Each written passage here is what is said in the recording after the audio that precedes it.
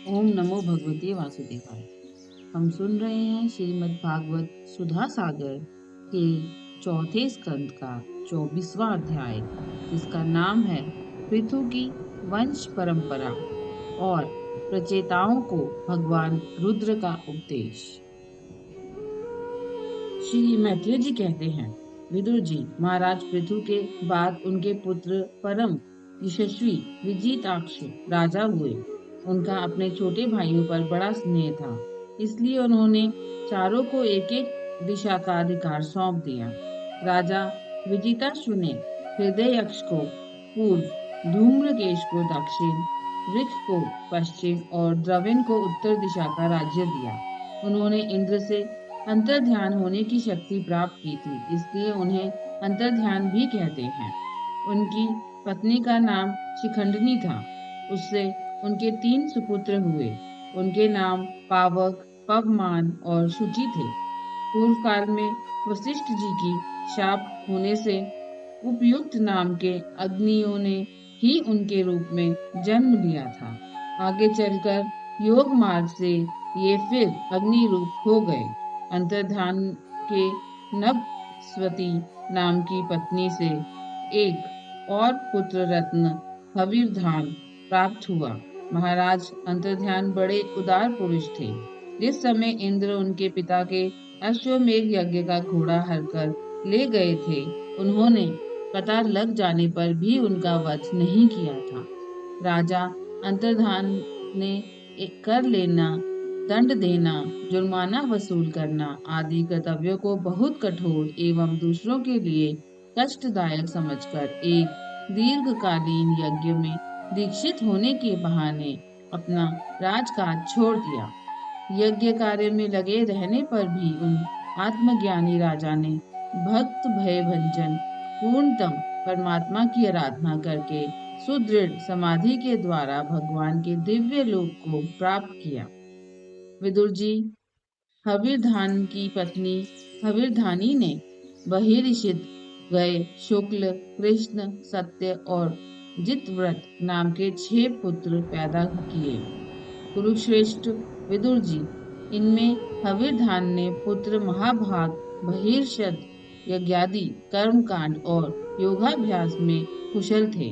उन्होंने प्रजापति का पद प्राप्त किया। उन्होंने एक स्थान के बाद दूसरे स्थान में लगातार इतने यज्ञ किए कि यह सारी भूमि पूर्व की ओर अग्रभाग करके फैलाए हुए कुशों से पट गई थी। वह प्राचीन बरही नाम से विख्यात हुए। राजा प्राचीन बरही ने ब्रह्मा जी के कहने से समुद्र की कन्या शतद्रुति से विवाह किया था। सर्वांग सुंदरी किशोरी शतद्रुति सुंदर वस्त्राभूषणों से सज धज कर विवाह मंडप में जब भावर देने के लिए घूमने लगी, तब स्वयं अग्निदेव भी मोहित होकर उसे वैसे ही चाहने लगे जैसे सुकी को चाहा था।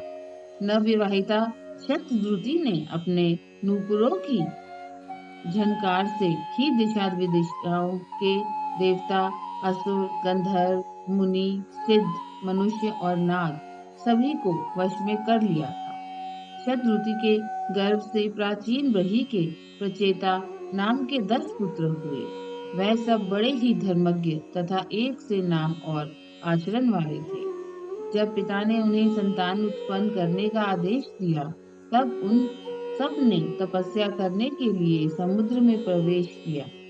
वहां 10,000 वर्ष तक तपस्या करते हुए उन्होंने तप का फल देने वाले श्री हरि की आराधना की। घर से तपस्या करने के लिए जाते समय मार्ग में श्री महादेव जी ने उन्हें दर्शन देकर कृपा पूर्वक जिस तत्व का उपदेश दिया था, उसी का वह एकाग्रता पूर्वक ध्यान, जप और पूजन करते रहे। विदुर जी ने पूछा, ब्राह्मण, मार्ग में प्रचेताओं का श्री महादेव जी के साथ किस प्रकार समागम हुआ और उन पर प्रसन्न होकर भगवान शंकर ने उन्हें क्या उपदेश दिया? वह सारयुक्त बात आप कृपा करके मुझसे कहिए। ब्रह्म ऋषि शिव जी के साथ समागम होना तो देहधारियों के लिए बहुत कठिन है। औरों की तो बात ही क्या है। मुनिजन भी सब प्रकार की आसक्ति छोड़कर उन्हें पाने के लिए उनका निरंतर ध्यान ही किया करते हैं, किंतु सहज में पाते नहीं। यद्यपि भगवान शंकर आत्माराम हैं, उन्हें अपने लिए न कुछ करना है न पाना, तो भी इस लोक सृष्टि की रक्षा के लिए वह अपनी घोर रूपा शक्ति के साथ सर्वत्र विचरते रहते हैं। श्री मैत्री जी ने कहा, विदुर जी, साधु स्वभाव प्रचेतागण पिता की आज्ञा शिरोधार्य कर तपस्या में चित्त लगा पश्चिम की ओर चल दिए। चलते चलते उन्होंने समुद्र के समान विशाल एक सरोवर देखा। वह महापुरुषों के चित्त के समान बड़ा ही स्वच्छ था तथा उसमें रहने वाले मत्स्य आदि जल जीव भी प्रसन्न जान पड़ते थे। उसमें नीलकमल, लाल कमल, रात में, दिन में और सायंकाल में खिलने वाले कमल तथा इंदिवर आदि अन्य कई प्रकार के कमल सुशोभित थे। उसके तटों पर हंस, सारस, चकवा और कांडव आदि जल पक्षी चहक रहे थे। उसके चारों ओर तरह तरह के वृक्ष और लताएं थी। उन पर मतवाले भौरे गूंज रहे थे। उनकी मधुर ध्वनि से हर्षित होकर मानो उन्हें रोमांच हो रहा था। कमल कोश के पराग पुंज वायु के झंकोरों से चारों ओर उड़ रहे थे, मानो वहां कोई उत्सव हो रहा है। वहां मृदंग, पनब आदि बाजों के साथ अनेकों दिव्य राग रागिनियों के क्रम से गायन की मधुर ध्वनि सुनकर उन राजकुमारों को बड़ा आश्चर्य हुआ। इतने में ही उन्होंने देखा कि देवादिदेव भगवान शंकर अपने अनुचरों के सहित उस सरोवर से बाहर आ रहे हैं। उनका शरीर तपी हुई सुवर्ण राशि के समान कांतिमान है, कंठ नील वर्ण है तथा 3 विशाल नेत्र हैं। वह अपने भक्तों पर अनुग्रह करने के लिए उद्यत हैं। अनेकों गंधर्व उनका सुयश गा रहे हैं। उनका सहसा दर्शन पाकर प्रचेताओं को बड़ा कुतूहल हुआ और उन्होंने शंकर जी के चरणों में प्रणाम किया। तब शरणागत भयहारी धर्मवत्सल भगवान शंकर ने अपने दर्शन से प्रसन्न हुए उन धर्मज्ञ और शील संपन्न राजकुमारों से प्रसन्न होकर कहा, श्री महादेव जी बोले, तुम लोग राजा प्राचीन ब्रही के पुत्र हो, तुम्हारा कल्याण हो। तुम जो कुछ करना चाहते हो वह भी मुझे मालूम है। इस समय तुम लोगों पर कृपा करने के लिए ही मैंने तुम्हें इस प्रकार दर्शन दिया है। जो व्यक्ति अव्यक्त प्रकृति तथा जीव संयग पुरुष इन दोनों के नियामक भगवान वासुदेव की साक्षात शरण लेता है, वह मुझे परम प्रिय है। अपने वर्णाश्रम धर्म का भली भांति पालन करने वाला पुरुष 100 जन्म के बाद ब्रह्मा के पद को प्राप्त होता है और इसी से भी अधिक पुण्य होने पर वह मुझे प्राप्त होता है। परंतु जो भगवान का अनन्य भक्त है, वह तो मृत्यु के बाद ही सीधे भगवान विष्णु के उस सर्व ब्रह्मचादीत परम पद को प्राप्त हो जाता है, जिसे रुद्र रूप में स्थित मैं तथा अन्य अधिकारी देवता अपने अपने अधिकार की समाप्ति के बाद प्राप्त करेंगे। तुम लोग भगवत भक्त होने के नाते मुझे भगवान के समान ही प्यारे हो। इसी प्रकार भगवान के भक्तों को भी मुझसे बढ़कर और कोई कभी प्रिय नहीं होता। अब मैं तुम्हें एक बड़ा ही पवित्र, मंगलमय और कल्याणकारी स्तोत्र सुनाता हूँ। इसका तुम लोग शुद्ध भाव से जप करना। श्री मैत्री जी कहते हैं, तब नारायण परायण करुणा हृदय भगवान शिव ने अपने सामने हाथ जोड़े खड़े हुए उन राजपुत्रों को यह स्तोत्र सुनाया। भगवान रुद्र स्तुति करने लगे, भगवान आपका उत्कर्ष उच्च कोटि के आत्मज्ञानियों के कल्याण के लिए, निजानंद लाभ के लिए है। उससे मेरा भी कल्याण हो। आप सर्वदा अपने निर्तिशय परमानंद स्वरूप में ही स्थित रहते हैं। ऐसे सर्वात्मक आत्म स्वरूप आपको नमस्कार है। आप पंचनाम हैं, भूत सूक्ष्म और इंद्रियों के नियंता, शांत एक रस और स्वयं प्रकाश वासुदेव भी आप ही हैं। आपको नमस्कार। आप ही सूक्ष्म, अनंत और मुखाग्नि के द्वारा संपूर्ण लोकों का संहार करने वाले, अहंकार के अधिष्ठाता, सहर्षण तथा जगत के प्रकृष्ट ज्ञान के उद्गम स्थान बुद्धि के अधिष्ठाता प्रद्युम्न हैं। आपको नमस्कार है। आप ही इंद्रियों के स्वामी, मनस्तत्व के अधिष्ठाता भगवान अनिरुद्ध हैं। आपको बार बार नमस्कार है। आप अपने तेज से जगत को व्याप्त करने वाले सूर्य देव हैं। पूर्ण होने के कारण आप में वृद्धि और क्षय नहीं होता। आपको नमस्कार है। आप स्वर्ग और मोक्ष के द्वार तथा निरंतर पवित्र हृदय में रहने वाले हैं। आपको नमस्कार है। आप ही सुवर्ण रूप, वीर्य से युक्त और चातुहोत्र कर्म के साधन तथा विस्तार करने वाले अग्निदेव हैं। आपको नमस्कार है। आप पितर और देवताओं के पोषक सोम हैं तथा तीनों वेदों के अधिष्ठाता हैं। हम आपको नमस्कार करते हैं। आप ही समस्त प्राणियों को तृप्त करने वाले सर्वस्व रूप हैं। आपको नमस्कार है। आप समस्त प्राणियों के देह, पृथ्वी और विराट स्वरूप हैं तथा त्रिलोकी की रक्षा करने वाले मानसिक, इंद्रियिक और शारीरिक शक्ति स्वरूप वायु हैं। आपको नमस्कार है। आप ही अपने गुण शब्द के द्वारा समस्त पदार्थों का ज्ञान कराने वाले तथा बाहर भीतर का भेद करने वाले आकाश हैं तथा आप ही महान पुण्यों से प्राप्त होने वाले परम तेजोमय स्वर्ग वैकुंठ आदि लोक हैं। आपको पुनः पुनः नमस्कार है।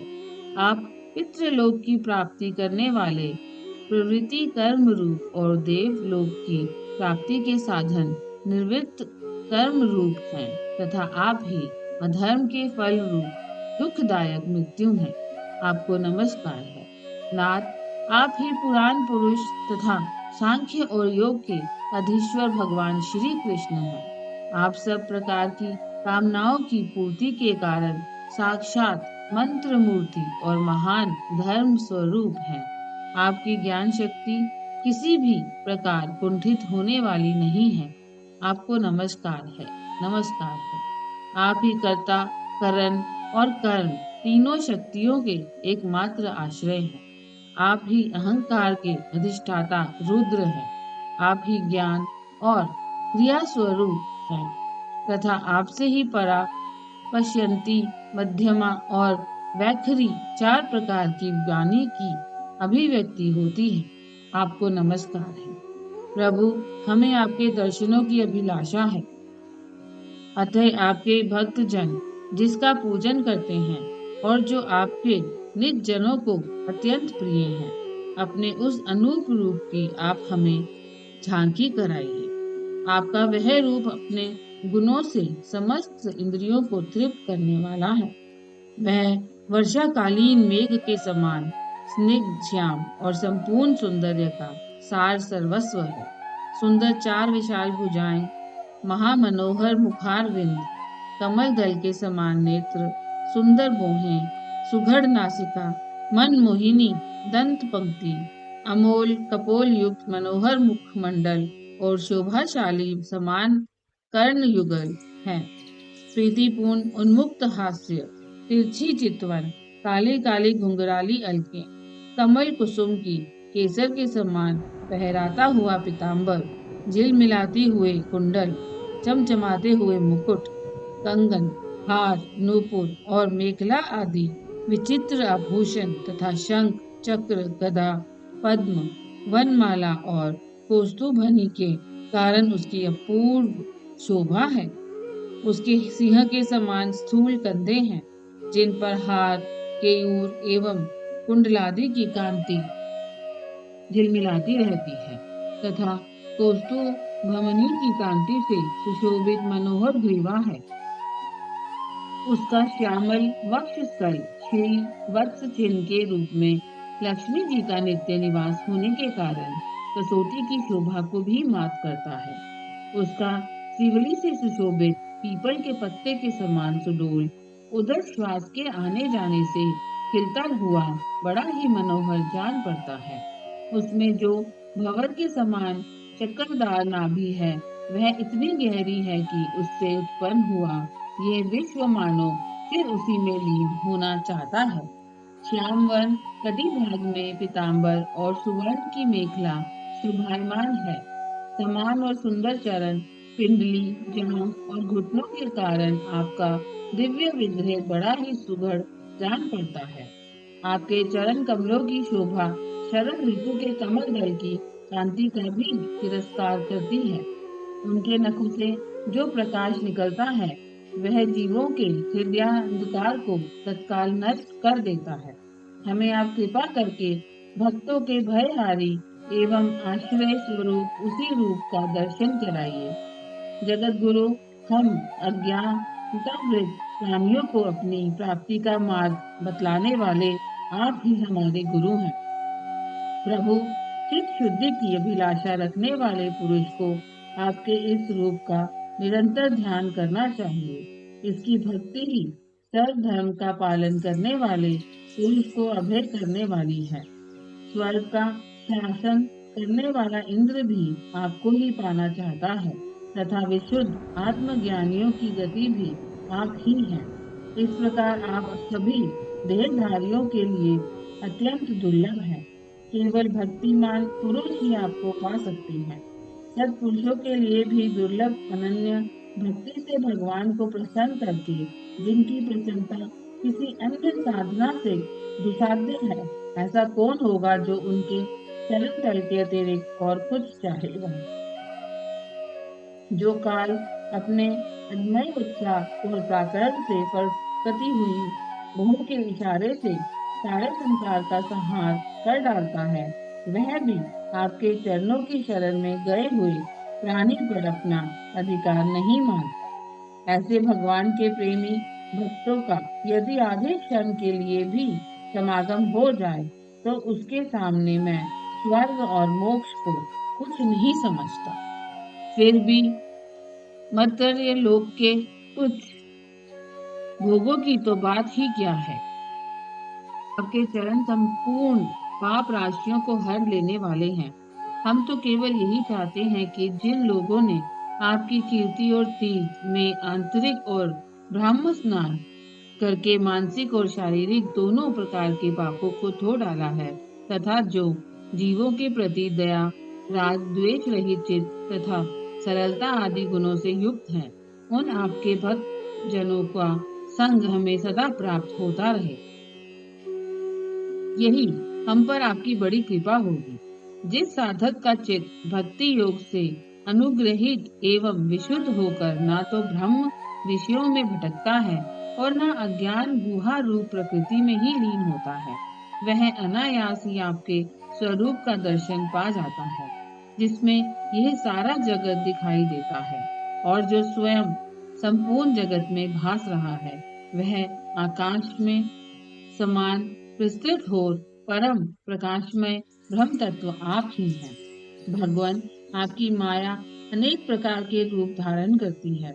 इसी के द्वारा आप इस प्रकार जगत की रचना, पालन और संहार करते हैं, जैसे ये कोई सद्वस्तु है, किंतु इसमें आप में किसी प्रकार का विकार नहीं आता।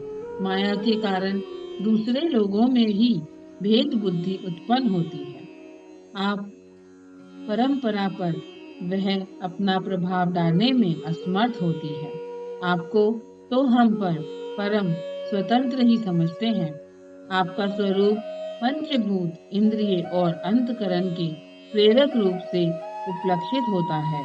जो कर्मयोगी पुरुष सिद्धि प्राप्त करने के लिए तरह तरह के कर्मों द्वारा आपके इस सगुण साकार स्वरूप का श्रद्धा पूर्वक भली भांति पूजन करते हैं, वह ही वेद और शास्त्रों के सच्चे मर्मज्ञ हैं। प्रभु, आप ही अद्वितीय आदि पुरुष हैं। सृष्टि के पूर्व आपकी माया शक्ति सोई रहती है, फिर भी उसी के द्वारा सत्व, रज और तम रूप गुणों का भेद होता है, और इसी के बाद उन्हीं गुणों से वह तत्व अहंकार, आकाश, वायु, अग्नि, जल, पृथ्वी, देवता ऋषि और समस्त प्राणियों से युक्त इस जगत की उत्पत्ति होती है। फिर आप अपनी ही माया शक्ति से रचे हुए इन जरायुज, अंडज, स्वेदज और उद्भिज भेद से 4 प्रकार के शरीरों में अंश रूप से प्रवेश कर जाते हैं और जिस प्रकार मधुमक्खियां अपने ही उत्पन्न किए हुए मधु का आस्वादन करती हैं, उसी प्रकार वह आपका अंश उन शरीरों में रहकर इंद्रियों के द्वारा इन तुच्छ विषयों को भोगता है। आपके उस अंश को ही पुरुष या जीव कहते हैं।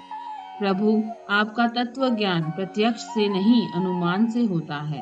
प्रलय काल उपस्थित होने पर काल स्वरूप आप ही अपने प्रचंड एवं असंख्य वेग से पृथ्वी आदि भूतों को अन्य भूतों से विचलित कराकर समस्त लोगों का संहार कर देते हैं।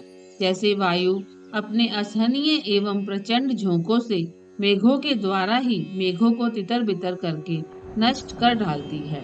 भगवान, ये मोहग्रस्त जीव प्रमादवश हर समय इसी चिंता में रहता है कि अमुक कार्य न करना है, लोभ बढ़ गया है और इसे विषयों की ही लालसा बनी रहती है। किंतु आप सदा ही सजग रहते हैं। भूख से जीभ लपलपाता हुआ सर्प जैसे चूहे को चट कर जाता है, उसी प्रकार आप अपने काल स्वरूप से उसे सहसा लील जाते हैं। आपकी अवहेलना करने के कारण अपनी आयु को व्यर्थ मानने वाला ऐसा कौन विद्वान होगा जो आपके चरण कमलों को विसारेगा। इनकी पूजा तो काल की आशंका से ही हमारे पिता ब्रह्मा जी और स्वयंभू आदि 14 मनुओं ने भी बिना कोई विचार किए केवल श्रद्धा से ही की थी। ब्रह्मन, इस प्रकार सारा जगत रुद्र रूप काल के भय से व्याकुल है। अतः परमात्मन, इस तत्व को जानने वाले हम लोगों के तो इस समय आप ही सर्वथा भय शून्य आश्रय हैं। राजकुमारों, तुम लोग विशुद्ध भाव से सर्व धर्म का आचरण करते हुए भगवान में चित्त लगाकर मेरे कहे हुए इस स्तोत्र का जप करते रहो। भगवान तुम्हारा मंगल करेंगे। तुम लोग अपने अंतकरण में स्थित उन सर्वभूतांतर्यामी परमात्मा श्री हरि का ही बार बार सत्वन और चिंतन करते हुए पूजन करो। मैंने तुम्हें ये योगादेश नाम का स्तोत्र सुनाया है। तुम लोग इसे मन से धारण कर मुनि व्रत का आचरण करते हुए इसका एकाग्रता से आदर पूर्वक अभ्यास करो। यह स्तोत्र पूर्व काल में जगदीश्वरस्तार के इच्छुक प्रजापतियों के पति भगवान ब्रह्मा जी ने प्रजा उत्पन्न करने की इच्छा वाले हम भृगु आदि अपने पुत्रों को सुनाया था। जब हम प्रजापतियों को प्रजा का विस्तार करने की आज्ञा हुई, तब इसी के द्वारा हमने अपना अज्ञान निवृत्त करके अनेक प्रकार की प्रजा उत्पन्न की थी। अब भी जो भगवत परायण पुरुष इसका एकाग्र चित्त से नित्य प्रति जप करेगा, उसका शीघ्र ही कल्याण हो जाएगा। इस लोक में सब प्रकार के कल्याण साधनों में मोक्षदायक ज्ञान ही सबसे श्रेष्ठ है। ज्ञान नौका पर चढ़ा हुआ पुरुष अनायास ही इस दुस्तर संसार सागर को पार कर लेता है। यद्यपि भगवान की आराधना बहुत कठिन है, किंतु मेरे कहे हुए इस स्तोत्र का तो श्रद्धा पूर्वक पाठ करेगा, वह सुगमता से ही उनकी प्रसन्नता प्राप्त कर लेगा। भगवान ही संपूर्ण कल्याण साधनों के एकमात्र प्यारे प्राप्तव्य हैं। अतः मेरे गाए हुए इस स्तोत्र के गान से उन्हें प्रसन्न करके वह स्थिर चित्त होकर उनसे जो कुछ चाहेगा प्राप्त कर लेगा। जो पुरुष उस काल में उठकर इसे श्रद्धा पूर्वक हाथ जोड़कर सुनता या सुनाता है, वह सब प्रकार के कर्म बंधनों से मुक्त हो जाता है। राजकुमारों, मैंने तुम्हें जो ये परम पुरुष परमात्मा का स्तोत्र सुनाया है, इसे एकाग्रचित्त से जपते हुए तुम महान तपस्या करो। तपस्या पूर्ण होने पर इसी से तुम्हें अभिष्ट फल प्राप्त हो जाएगा। ओम नमो भगवते वासुदेवाय।